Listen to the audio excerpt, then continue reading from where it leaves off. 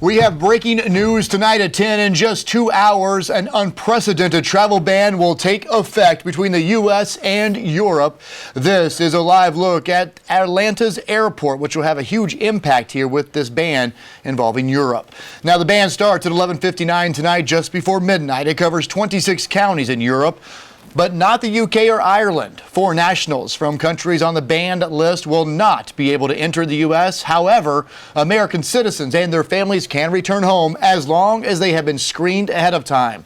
The ban lasts 30 days. And a live look from the nation's capital tonight. We are now under a national emergency. President Trump freeing up federal funds to combat the virus and help with the financial fallout.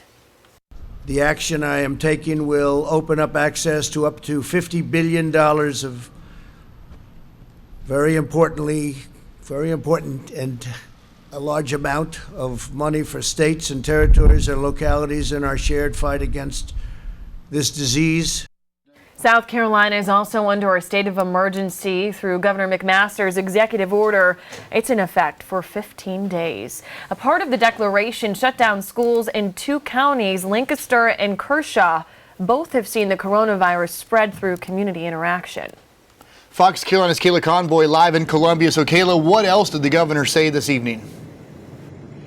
Well, he wants the overall message to be that we can get through this. He says we are in a state of crisis, but he really believes by making some changes, we can help slow the spread of this virus. And he does warn there could be more changes coming in the coming days, depending on how things go. Governor Henry McMaster trying to send a message of hope rather than panic, but he says he has no choice but to declare a state of emergency throughout South Carolina. I want to assure every resident of this great state that your team, Team South Carolina, in all of its capacities, is engaged in working to get us through this crisis. And we will get through this. But he says in order to get through this, everyone needs to stay calm and be deliberate. Most importantly, though, he says you must follow advice, washing your hands and staying home if you don't feel well. We have taken the best course of action for our state, for our people, and for our future. Just moments later, the governor announced exactly what policies will be changing, ordering schools to close for at least 14 days in Kershaw and Lancaster counties. But his declaration didn't stop there. Visitation at state, county, and local correctional facilities in all 46 counties are suspended immediately.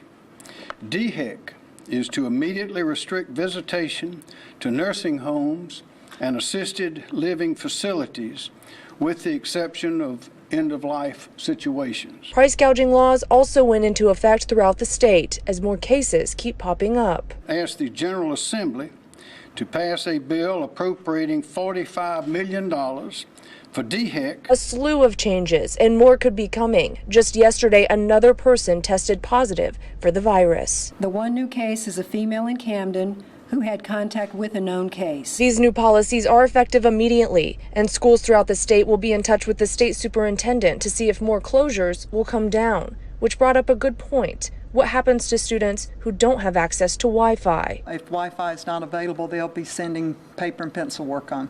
So we'll need the parents to work very closely with their children and their school personnel. Now, for other school districts to close, I'm told there will have to be a major spike in these cases. And the governor did want to remind everyone that government offices will still be open to the public, saying that this will last for about 15 days. Reporting live in Columbia, Kayla Convoy, Fox Carolina, the 10 o'clock news.